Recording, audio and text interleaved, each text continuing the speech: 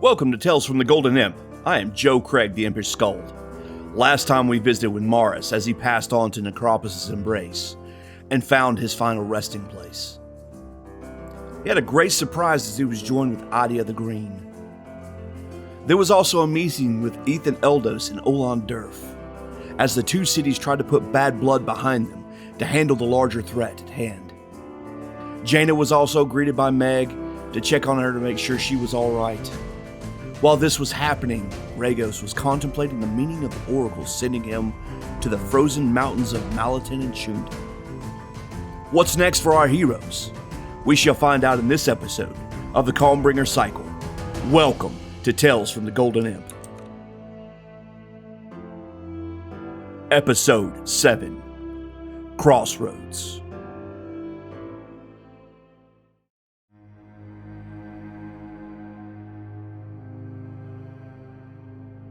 As the fire was beginning to die out in the common room, Jaina, Regos, and Meg were finishing off that small barrel of ale that they were sharing.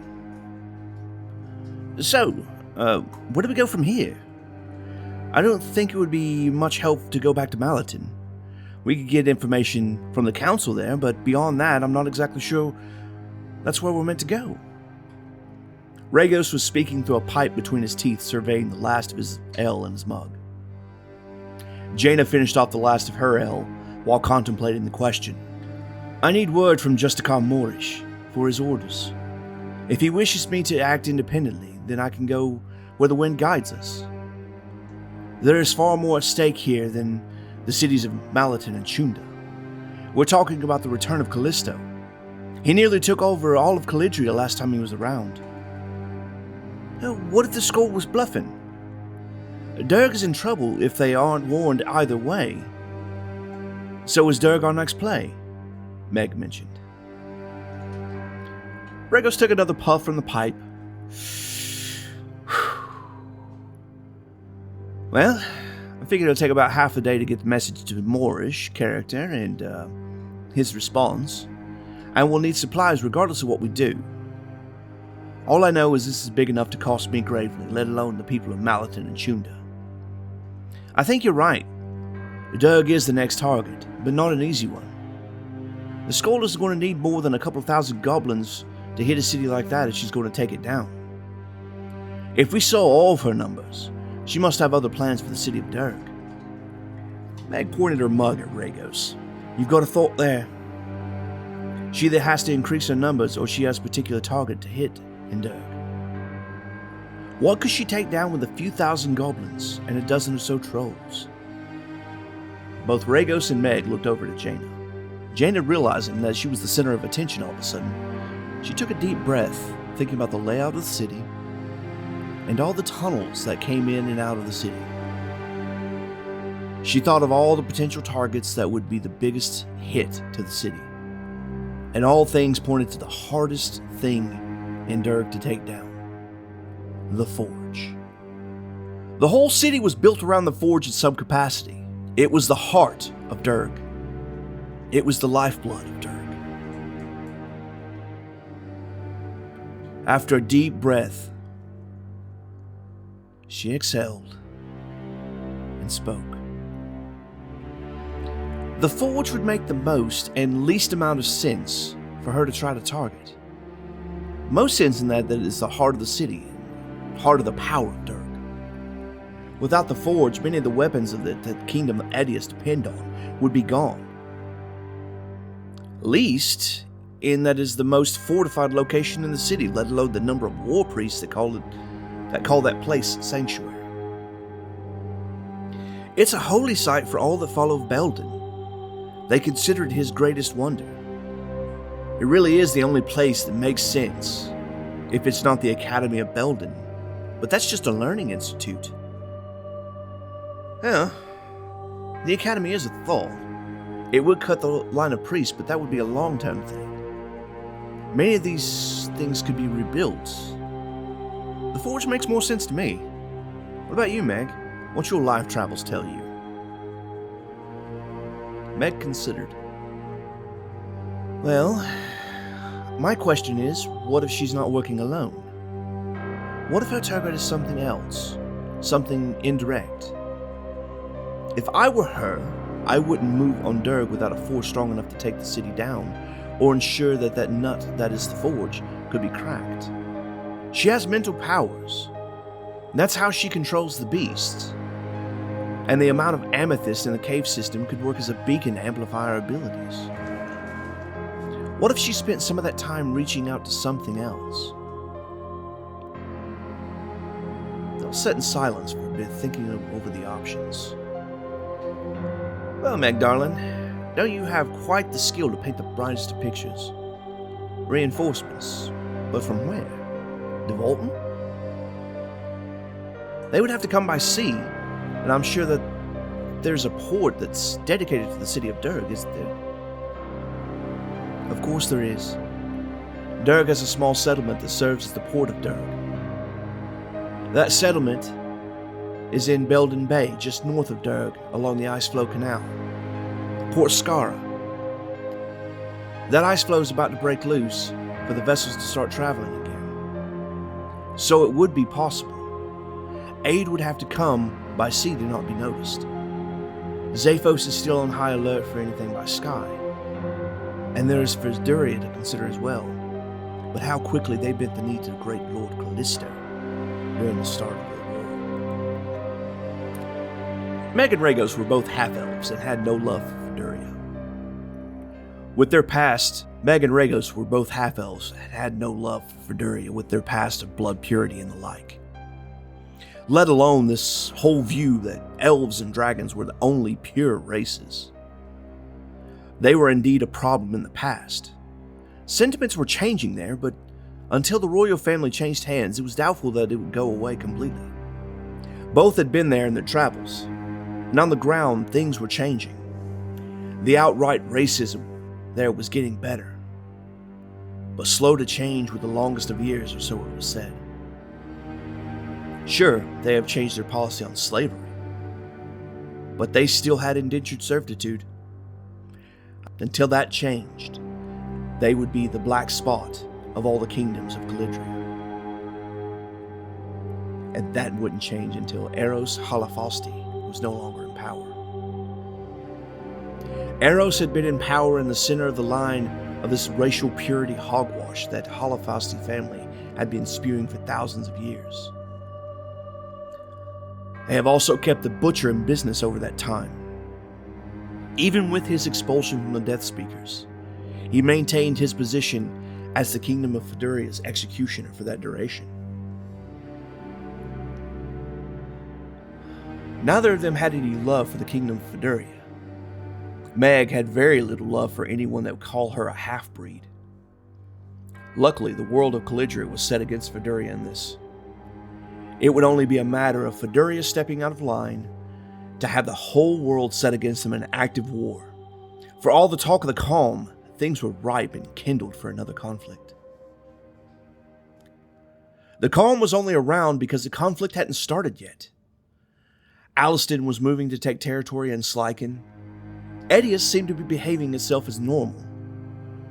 Feduria was moving politically to take a foothold in the Kingdom of Kindor. That left Devolton and Credo. Devolton was still in shambles, but it was rebuilding. And well, Credo? Who knew?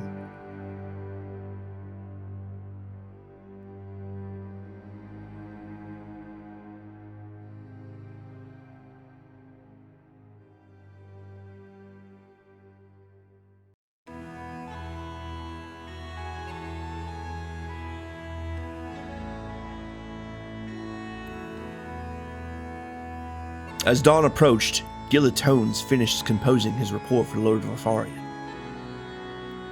Durg was in trouble from all signs, but how much trouble was still unknown. How could their vigilance have proved so unfruitful? That was a concern for another day, however. The Skald was back, and with that brought the others. Tones was a true delight for the council that gathered in Edius, for he held information that others did not have. All the talk of Lincid and Skald by the people of Malatin, they were forgetting two important things. There were 4 sentinels, and one of them was still confirmed to be active during the calm. Yes, Harrow's fate was unknown, but Geralt, he was active and had been for the duration of the calm. There had been sightings of Geralt over the years. He was a military technician and the sentinel that Tones respected the most. Tones thought of himself as a military tactician as well and studied the movements of Callisto's armies in earnest. Though, through all that, he had gained a respect for Geralt. Much of the night was spent on discussing what was potential targets. All agreed that the Forge would be the main target in Durg. What had kept Tones awake this night? How would they hit such an embedded target? Specifically, how would he hit such a fortified location? Looking over the map of Durg, that he had nearly memorized now, the Forge was at the lowest level of the city itself. Only the mines were lower than that. It was a sacred space, so access was not prohibited, as many residents would go to chapel there throughout the week. The number of goblins present, even if the estimates were half of reality, were just too low to be successful. Tones considered the population of beasts in the region as well. There had to be something they were missing. His eyes kept going over the map, not wanting to conclude his report just yet. There had to be something he was missing. Callisto typically hit with two different tactics. First was an overwhelming force. He wanted his opponents to lose all hope before the first body hit the ground. The second, and the one that made sense, here was a pincer attack. We knew the vector for the first claw, but where was the second coming from? He had been awake for far too long at this point. Nothing else would make sense.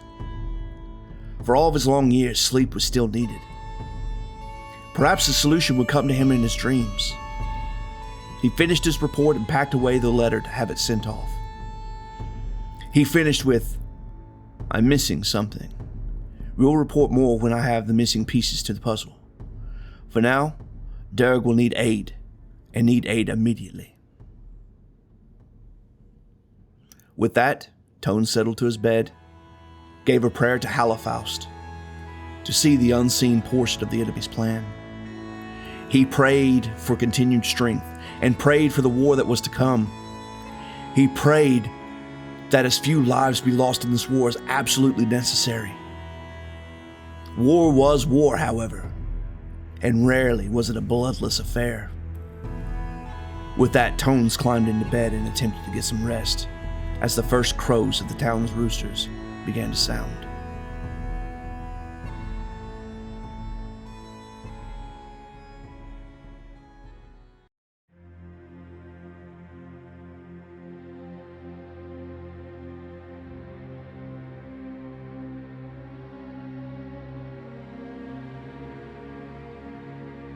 Dandros awoke with a fitful swing of his fist at an enemy that was no longer there.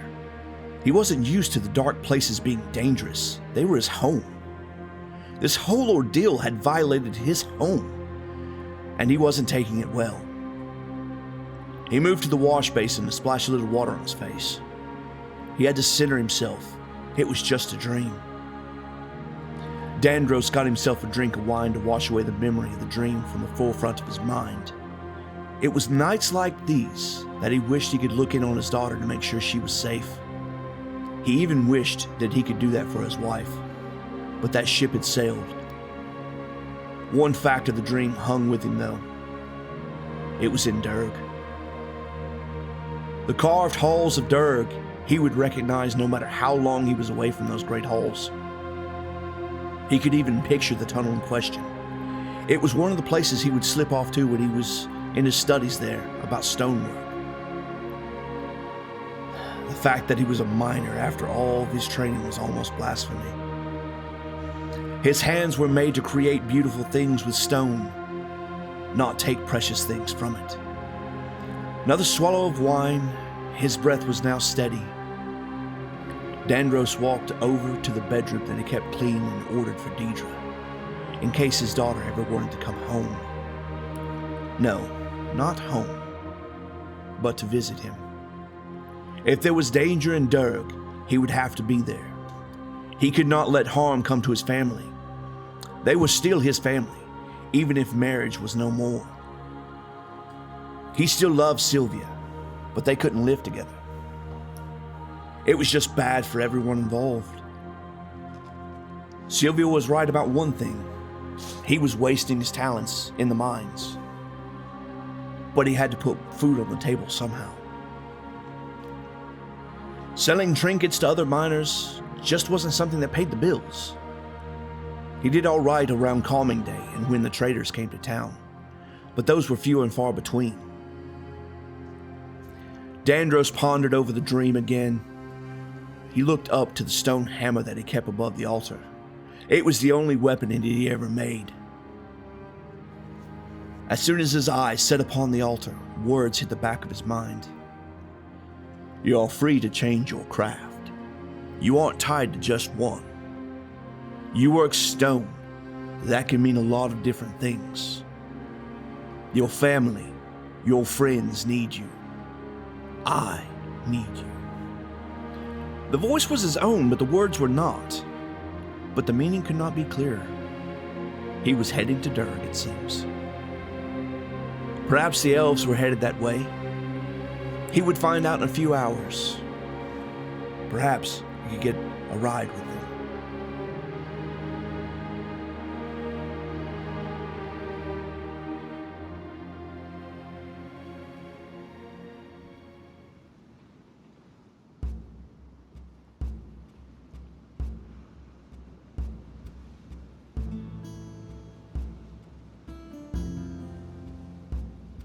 Jaina dismounted from her borrowed horse and tied it off to the trailhead.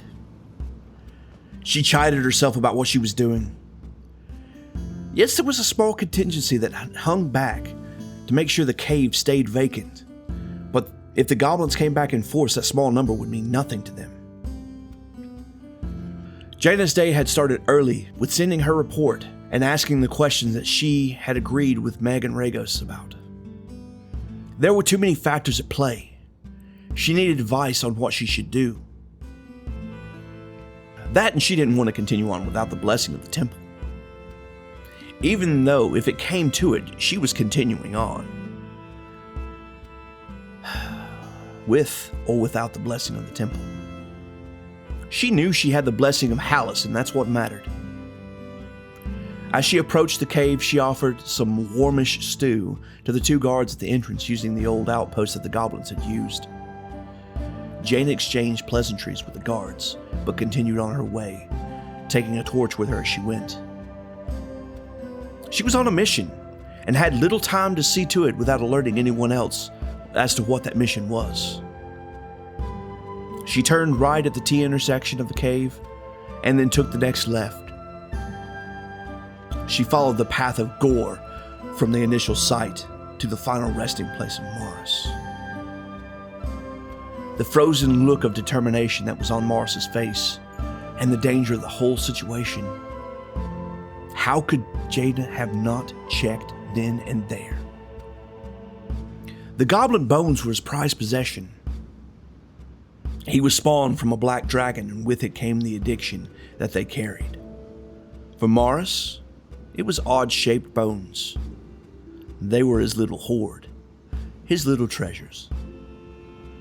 Waving the torch here and there, around where he lay, Jaina found nothing.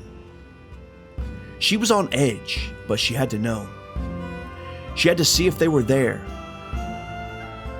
As she looked, a shadow moved across the floor.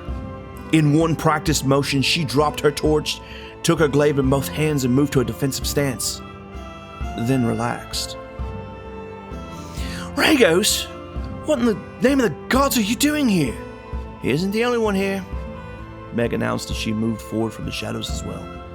What are we looking for? Yeah, it's a little hard to find something when you don't know what that something is, Regos said with a smile as he moved up to next to where Jaina had been looking. So it is we that is looking for something then, not just me, Here I thought I was slipping off on my lonesome instead of wasting time that you all clearly needed before we left. Jaina nearly huffed these words as she spoke. Well, if you must know, I'm looking for something that belonged to Morris. He had a small pouch around his neck. It wasn't on him when we entombed him. Regos then started looking in earnest. Meg moved over to join them, while Jaina put the glaive back in a resting position. Their eyes were better, and just having more eyes to look would put some certainty on the situation. Say, Regos, you don't have any spells at your disposal to replay a scene of a crime, do you? Regos laughed slightly.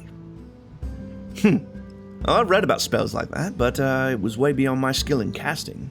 I hear tale from the big cities and why judicial forces employ masters when they can a magus to be a chief investigator. But I don't believe them, honestly. City judicial forces couldn't afford a mage of that degree. Maybe a city capital or trade hub or something like that. They just aren't enough mages of that power around. And most of the ones that are around are stuck in a book somewhere doing research for the next big thing to solve the problem, solve all the world's problems, or make all new ones. Me? No. Nothing of that sort. Meg and Jaina both looked to Regos with a shocked expression. I didn't think there were such magics, Jaina finally said. Magic truly is a powerful art. I understand why there are those that wish to regulate its teachings more closely. And you can't regulate something you don't understand. Well, you can, you just can't do it well. That's the purpose of the Council of Magi in Zaphos. Well, them in the constabulary, Regos continued as he was searching the grounds. What's a constabulatory? Meg asked while searching the other side of the cavern. That's what we call them, the Constabulary for Magical Justice. They're the boogeymen of the magical world. They're the ones that come after, well, people like me. People that learn and practice magic outside the confines of the system that's in place. People that would rather not ask for permission to seek knowledge and just seek it. Those that misuse magic, whatever that looks like. But they sanctioned Harrow in his studies. It's a broken system that just hasn't fallen apart yet. That ivory tower is cracked. It's just not crumbling yet. Meg, knowing she was touching on a subject close to a wound, walked carefully to the question. Is that why they expelled you? For not playing by the rules? Regos laughed again, this time a little pained. Nah, that's not the reason. That's the reason they would come after me today. I was expelled because I stole a book from a professor. It was in a language he couldn't read, but he wouldn't allow anyone access to the book, so I stole it. I read it and gave it to a bookseller in the little corner of the city that dealt with that type of literature. The man tried to pass it off as some great journal of the magus of old, but it was really just bad poetry. Sure, it was written by a magus of old, but it wasn't anything about magical theory or anything of the sort. It was bad poetry written by a brilliant mind who was hopelessly in love with an heir to a throne 2 kingdoms away. When I embarrassed him about the contents of the book, he expelled me. Of course, he used the theft as the reason for expulsion. Telling the story felt good, but now was the judgment that he was concerned with. How would these new friends take the tale? The truth was going to come out sooner or later. It may as well be sooner, so Regos knew where they stood. If they were to trust him, and he them, he would have to get the cards out on the table. And before he could ask Meg about her past, he gave up his. Meg considered in silence ramifications of the truth that Regos just revealed. He was an expelled student of magic. He was still practicing. That would be something that they would have to keep to themselves. She knew how she would handle this in her past. There was little judgment that she could cast upon Regos. But Jaina was an agent of lawfulness. How would she take this news? She had to know before she could reveal her past. As for Jaina, she understood Regos more than they thought she did. Jaina considered his story for a long minute in silence, while she continued to look for Morris's bag of goblin bones. So you did steal a book, and that's what got you expelled. Why do you continue to practice magic when you're supposed to be banned from such actions? Because I'll be damned to allow some archaic society to tell me what is right and what is wrong. Besides the fact that they expelled me because I embarrassed him, not because I stole from him. There are other punishments for that. Regos had found something. He found a twisted, gnarled bone of a goblin finger. This isn't what we're looking for, is it? He raised the bone up to the light. Jaina looked at the bone. It was one of the 2 bones that she gave to him on Calming Day. Jaina, in her rage, grew to the point that her glaive began to glow. Yes, that is something that we're looking for. That's one of the bones I gave Morris on Calming Day, as a Calming Day gift. She took the bone from Regos, held it for a moment before putting it into her coin purse. She then took a closer look at the ground where the bone was found. The ground had some disturbed dirt that marked the ground as what looked to be finger streaks. This looked as if something had laid there in the center of the disturbance, but was taken, leaving this one lonely bone behind. This proved her worst thought. His pouch of bones had been taken. Well, we won't find the rest here. That wench took them from Morris. She took his bones. We must find this skald. I have to find these bones. Well, where do we start? Asked Meg. Durg, of course.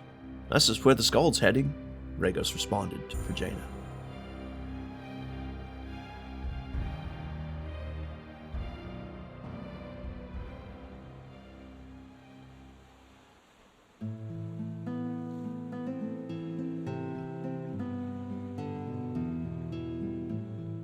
Sir, we have reports from Sir Gillard Tones from the aid that we have provided. Muzzuria rushed in to the side of Vyden Varfarrion. Vyden was enjoying a cup of tea watching the city move in the early morning fog and the mist from the falls.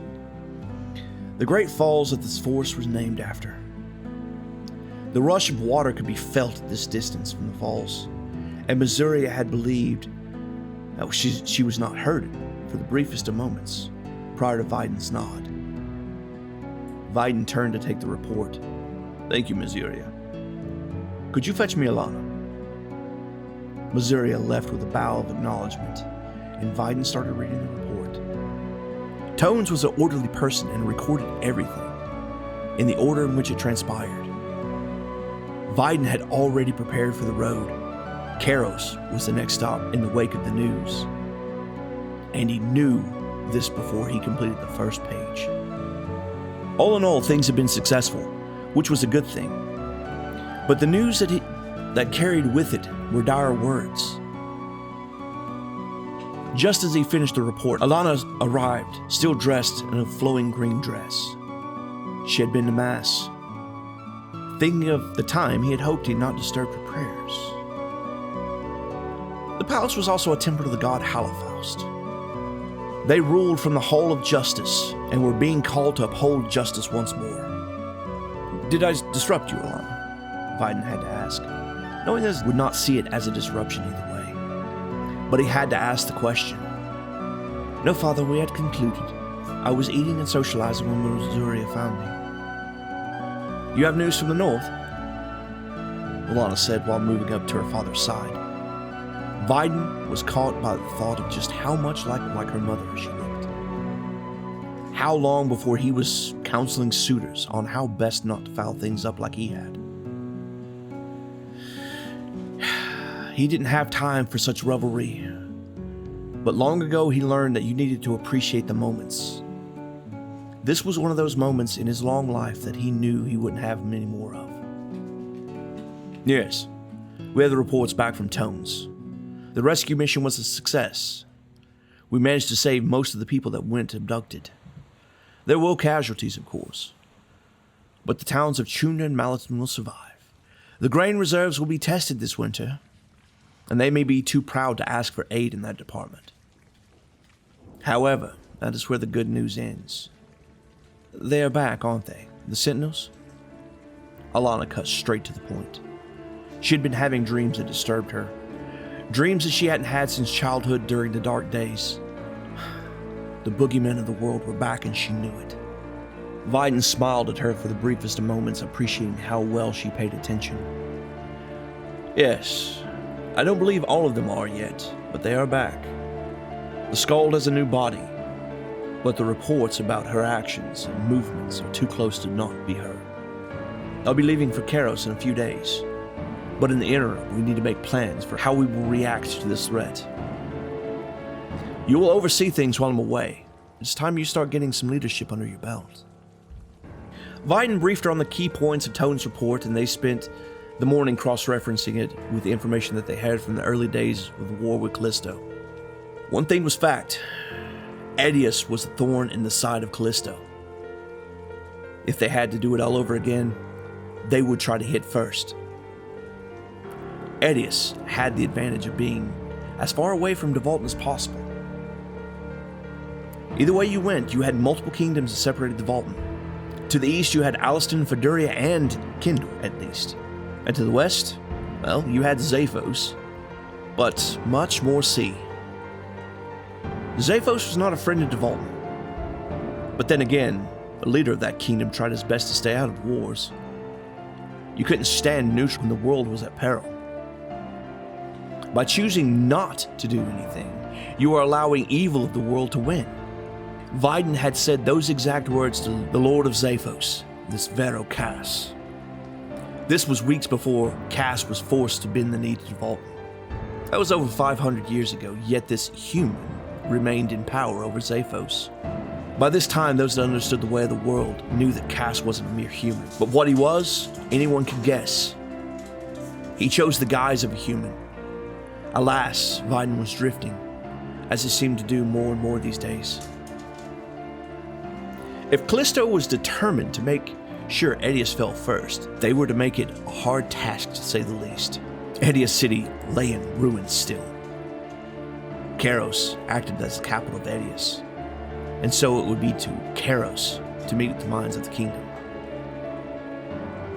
Concluding the report, the thoughts of both Vyden and Alana went to what they could do for Durg.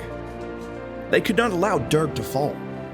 The machine of war that they would require to fight off the forces of Callisto would be needed, and the heart of that machine was Durg. Debating the finer points of what the enemy's plans could be, the sun rose in the sky. Discussing Tone's thoughts over the forms of attack that were most common by Callisto brought them to the map room. Tones was right, they were missing something. Durg was an underground city with great fortifications. These fortifications would have to be breached before an assault on the city could take place. But how would that assault come? The numbers of the reported goblins would be enough to cause some chaos. But to actually breach the fortifications of the city? It would be doubtful. That is, unless they had deteriorated that much over the past 300 years. Durg was far and away one of the most fortified cities in all of Calidria. Some 300 years ago, but that was a long time ago, and things can change in that time. Even with that, the physical fortifications that would exist should still be more than enough to hold up from such an assault. Alana had a thought, however. What if this force is just one portion of the assault? What if this is an infiltration force to open a way for something far more aggressive? Vyden had considered that as well, but didn't like the thought. He would have to send word to Zaphos to see if they were seeing any major Devolton ship activity to report. It would have to come by sea if it were Devolton military proper. They certainly would have rebuilt to some extent over the past 300 years. I'll have to get some information from the spy masters to see what we have there. Come to think of it, we haven't heard from Kirstark from a few months. But he does go to ground on the regular. Alana suddenly looking concerned, but composed. Saw a key spy master involved and hasn't reported in a few months, and suddenly the threat of military action is on our lands? I know they were paranoid, but what if there were credence to their concerns? I'll review the last reports that Kirstark sent, as well as the ones from people in Zaphos, to see if I can puzzle together something. Father, we have missed something. What good is a network of spies if we fail to put together the puzzles? Excellent, you do that and I will get in contact with several others to see what information we can glean before I must leave for Kairos. It's a 3-day ride, so I should have another day or two before I have to go. You will have the authority of the city while I'm away. I know not how long that will be. It's beyond time that I trust you with the full authority of the Oaken Seat. Vyden delivered his message with the presence of authority, more than a parental stature. He was speaking to her now as Lord of the Forest, not as her father. This sudden shift caught Alana a little off guard, but she corrected it swiftly. She corrected her posture, gave a bow of acknowledgement. Of course, Lord Varfarrion, I will do my duty.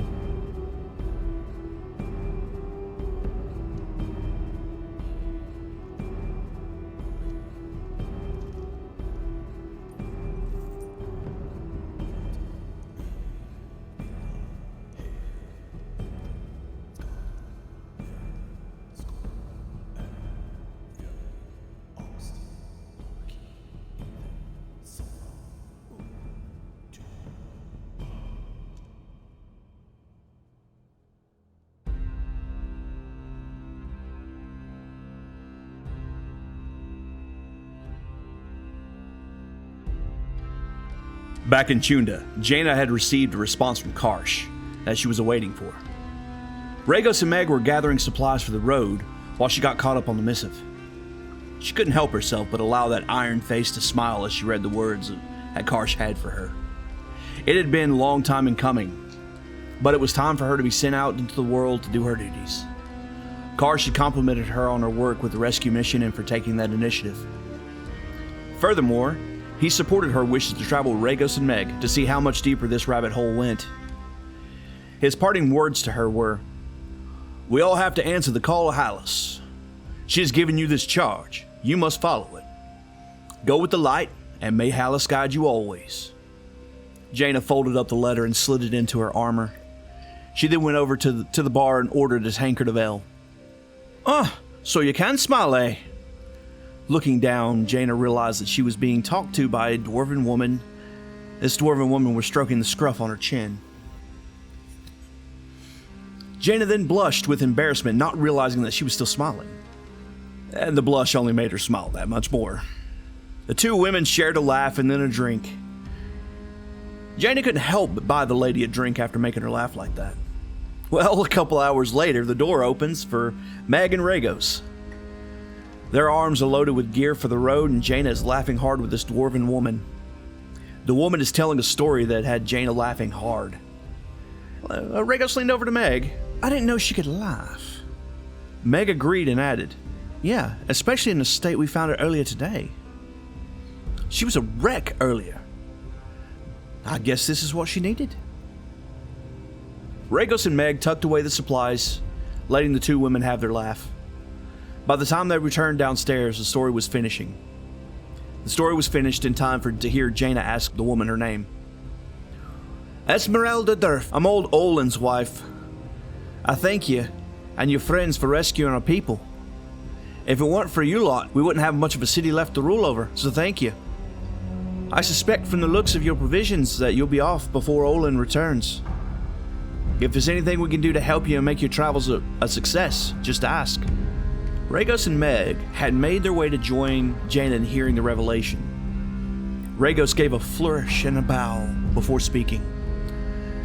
Madame, I thank you and your husband formally for the hospitality. It has helped the coin purse, but she's getting a little light. I think we'll manage just fine, but I do have something to ask. My ask is if you have any arcane tomes that I could peruse. Arcane? Not sure. But we sure do have some older books in the house, mostly journals from prior rulers of Chunda. That you're welcome to. Hell, anyone is for that matter. Some of them may have some stuff for you. I heard you were a spellcaster. Don't you worry, your secret's safe with us, she added when Regos looked a little concerned. I never saw you cast a thing, she added with a wink. Oh, thank you greatly. It's most appreciated. Regos responded with another bow of his head. As far as the coin purse, hopefully this will help with that. As Esmerelda hefted the coin purse up to the table that she and Jaina were sitting at. Just a little something we collected for you all from the community, and a little something from Olin and me. This isn't from the city treasury, we're saving that for winter. But it should help you on your journeys. Well, Jaina, it's been fun to sit and chat with you, but I should get back. Formal duties and all that nonsense. From the city of Chunda, we thank you all. Make sure that message gets back to that dwarven chap that was with you as well. May you walk in the light of Hallis always, and listen always to the whispered words. They're typically the loudest heard.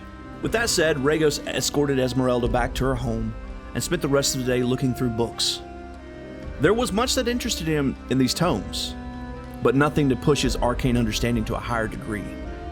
By the time Regos had finished, he had mere hours before the planned departure time. Overland, they would never catch the Horde. They were closer to White Harbor than to Durg, so to White Harbor and then to book passage to Port Skara, the small city outside the northern doors of Durg. This would be their path and road. What dangers will await these heroes on the road to Durg? And would they make it in time to alert Durg to the dangers that approach? We will find out next time. Thank you, travelers.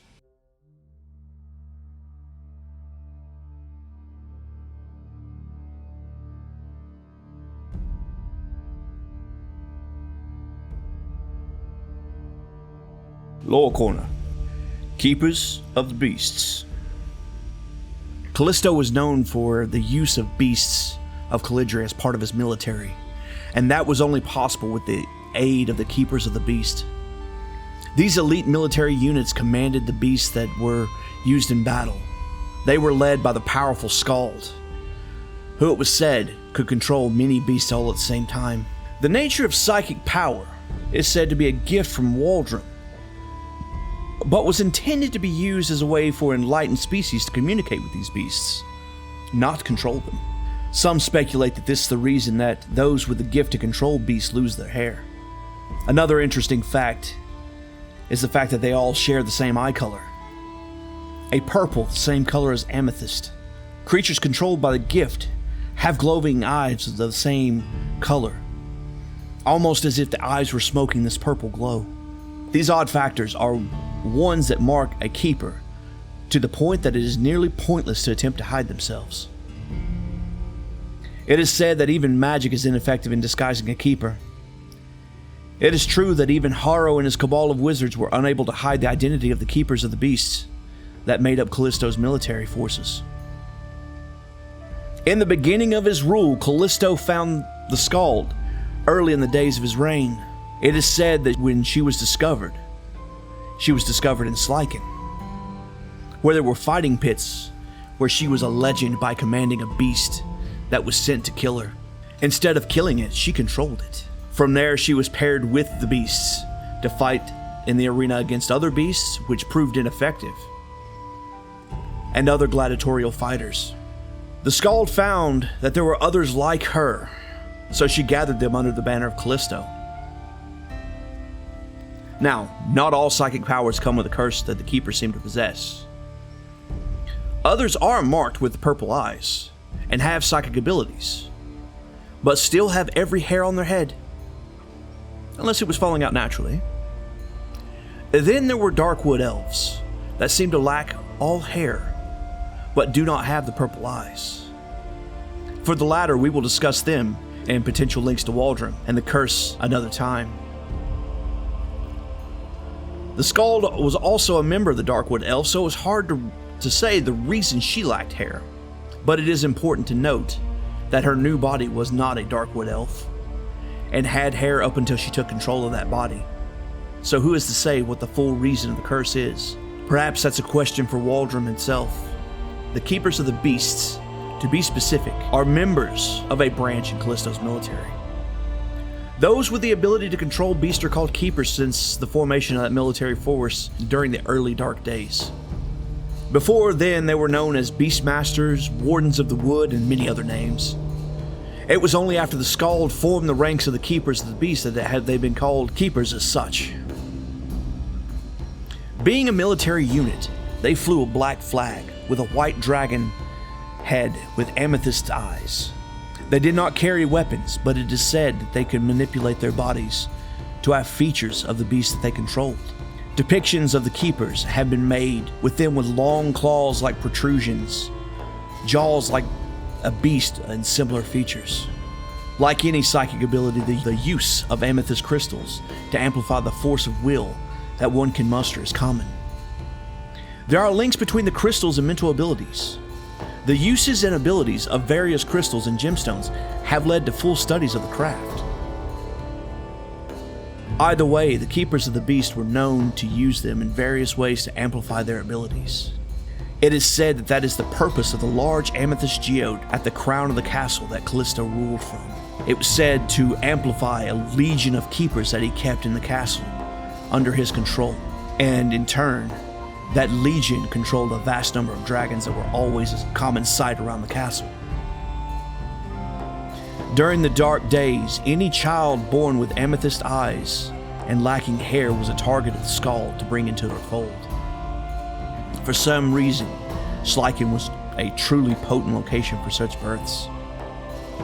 Many tie it back to the fact that that's where Haldren, the Beastmaster, was from. With the Skald active once more, mothers, guard your children, for the Skald will be searching for them once more. May Haldren protect you.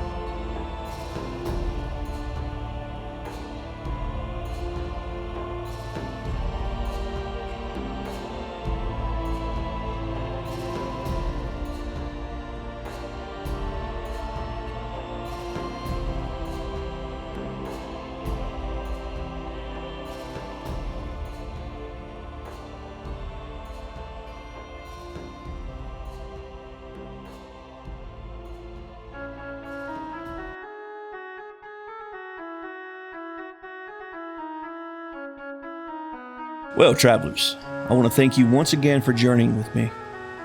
Our heroes set their sights on another road to get to the destination of Durg. But what of Dandros? Will he meet them there? Or are their roads forever diverged? Plans have been set in motion by the enemy in the shadows.